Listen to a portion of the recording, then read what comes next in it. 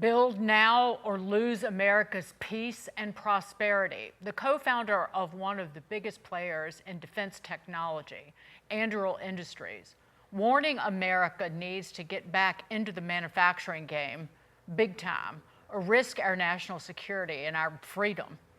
He warns, quote, the next war will be deterred by large stocks of weapons, but those weapons will only be available through decisions made by economic actors to permit industrialists to build. Joining us now, Anduril Industries co-founder and executive chairman, Trae Stephens. Trae, great to see you. I read the piece that you wrote in American Affairs, no solvency, no security, and what has happened in terms of our defense production and our shipbuilding is incredibly stark, and you go through it. Where China is 232 times the shipbuilding capacity of the United States. We've gone in the last 2 decades from 51 major defense companies to just 6. But where do we even begin to kind of right where we've gone wrong just in the last few decades? Yeah, you're absolutely right. There's been a big shift in the way that we've thought about things really since the end of the Cold War. 2 companies make all of our ships. 2 companies make all the torpedoes. 3 make missiles. Fewer suppliers means slower timelines, higher costs, and very little competition. And so, the recognition that we're trying to drive right now and that Secretary Hegseth has been talking about is we need to be leaner, we need to be meaner, we need to be more competitive. And the factory is really the weapon in this case. And that's what we've been trying to lean into at Anduril, is trying to bring back the capabilities that we once had to give us that strategic advantage against our adversaries who are far ahead of us right now in that department. Yeah, Trae, I want to compliment you and your company for putting your money where your mouth is and actually executing this. We know that America was built on our ability to build versus buy. And we know we have an affordability issue. And so if we leave that off to the side, this really is a national security issue.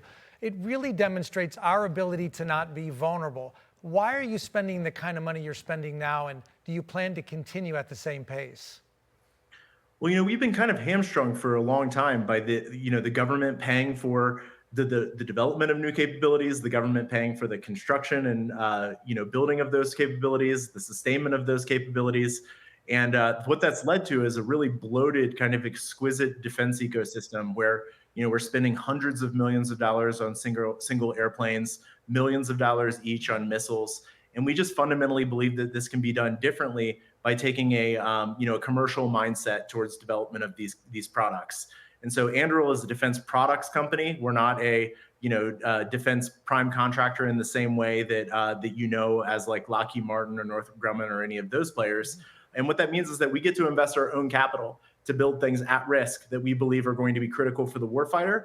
And if we're right about that, we hope that that will be we'll be able to support the mission. And if we're wrong about that, we're the ones eating the cost, not the U.S. taxpayer. Well, how did those? This is the most basic question.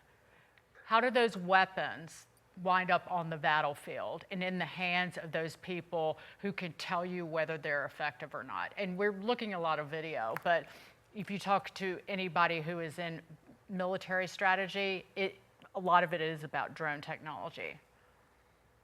Absolutely, yeah. And defense procurement is really complicated, as I'm sure you're aware. Right. Secretary Hegseth recently gave a speech where he called together all the brass and said, guys, we have to do a better job at this. Procurement has become incredibly bloated. Bureaucracy is killing our ability to deter conflict. And so for Anduril, part of the business, of course, is delivering on that tech vision that we believe is really important. Part of it is also understanding how to play inside baseball, to be part of the broader ecosystem and try to reboot some of those capabilities that we used to have as a nation for a very, very long time. And so for us, it's really about figuring out how to get into the program offices and then working with the visionaries inside the department to accelerate those capabilities to the warfighter.